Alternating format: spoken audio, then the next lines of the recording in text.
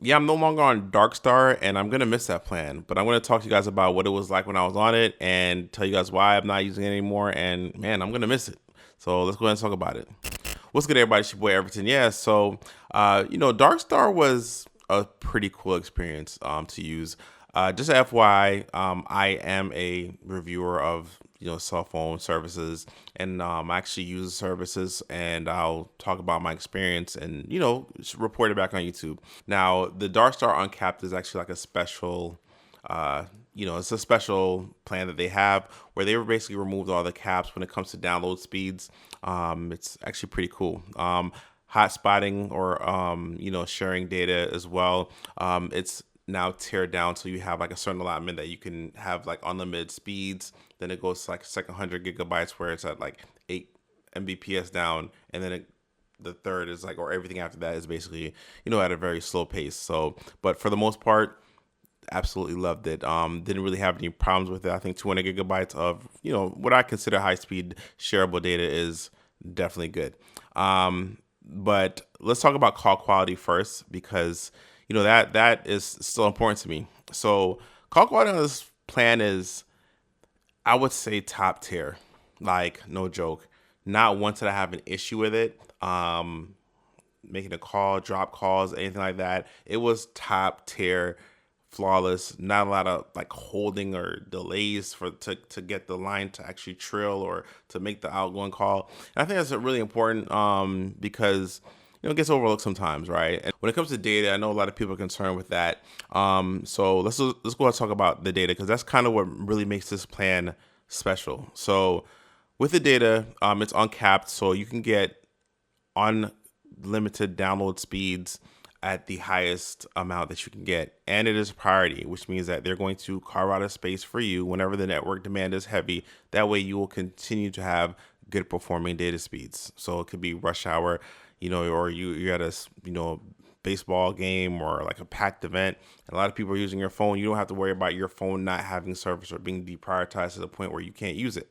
Now, it is at what they call QCI 8. What that means basically is like commercial or consumer level priority. So there's like stuff that like first responders get and things like that. You're like kind of like middle of the range where you can still use it for streaming videos and things like that. It's really dope. Now the speeds are super fast. Now, what I realized is that priority doesn't mean that you're at the very top. Sometimes I did notice that, my speeds will be very fast, and then like blazing fast. Really, I gotta categorize it as that. And then later, same spot, it'll just be like normal. Like it won't be. I won't be a compromise. But I run so many speed tests, and I'm noticing that there's like 100 Mbps difference down. Still fast, but the difference was like, oh wow, I guess I'm not getting that kind of speeds again. And they're just managing the network, and you're being able to surf still, all that good stuff.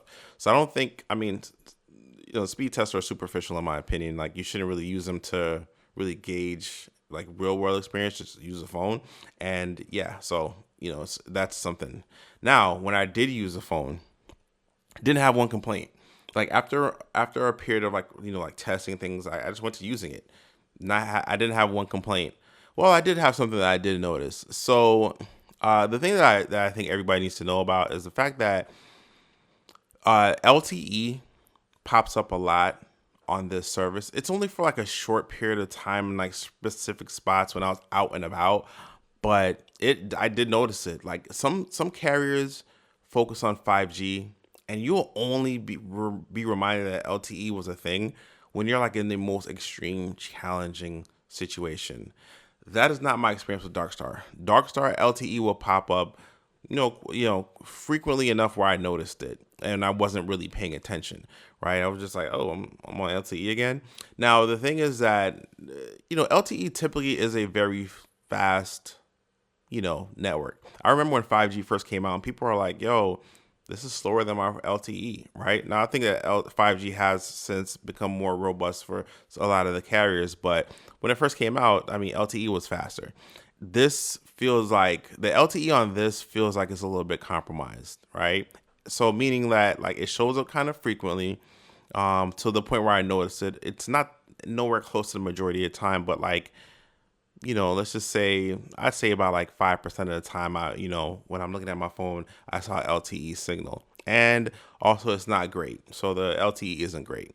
So that's one thing that I did notice. And it happened outdoors a lot. Like if I were driving, I stop at a stoplight, I look at my phone, I see an LTE signal, but it never happened when I was indoors, which was weird because I feel like it's more challenging to get service indoors through like concrete and other stuff like that.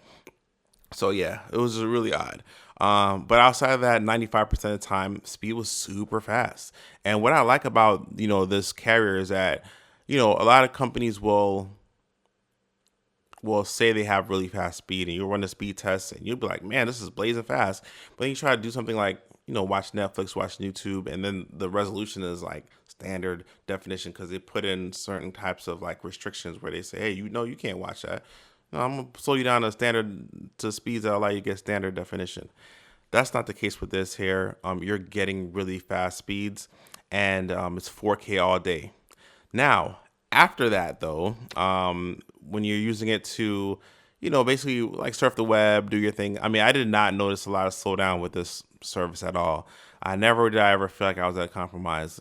And also never did I feel like I needed to check how much data I had. And that's the freedom of having a like uncapped plan, right? You just don't have to ever think about it. There are other plans where I'm constantly monitoring to make sure that I do things that will, make sure that like I get the most stretch out of my data. So I'm always turning on Wi-Fi to get on Wi-Fi networks and things like that. I didn't have to worry about that with this network. And I did use it to my heart's content. And I'm not gonna lie to you, I'm not a super heavy data user because I work from home sometimes. So I'm around Wi-Fi a lot, but I did push the limits on this one. I was able to only use around like maybe 55, 60 gigabytes of data in a month, but I just didn't have to worry about it. And that's actually a lot for me. US Mobile comes with a lot of features, right? They come with a lot of features when it comes to the service. Like they try to do like, you could swap networks and things like that from Darkstar to Lightspeed or to Warp. And just depending on your network and what's best for you. And their dashboard is really fun and it's very intuitive and it has a lot of details. I mean, they're pushing the limits on what a cell phone carrier in the prepaid space can do. And I actually really love it. Like this is the most detail that I have. Now, I may not be a huge fan of how kitty it looks, right? Like look at the emojis and things like that. But hey, that's their thing, right? Cool. Like I like having that level of detail. Their dashboard is amazing. So why am I leaving? Well, to be honest with you, I have so much data. I test cell phone carriers and things like that. So this is kind of that service that I was testing for a little bit, and actually kept it longer than I thought I would, right? Because I enjoyed it so much. And also, like, you have to just take your phone off auto pay, or the service off auto pay. That's the only way you can actually cancel out the line and the way the line will expire. I actually didn't even know that. So one time they got me for an extra month. But no, I wasn't disappointed with the service at all. It's affordable.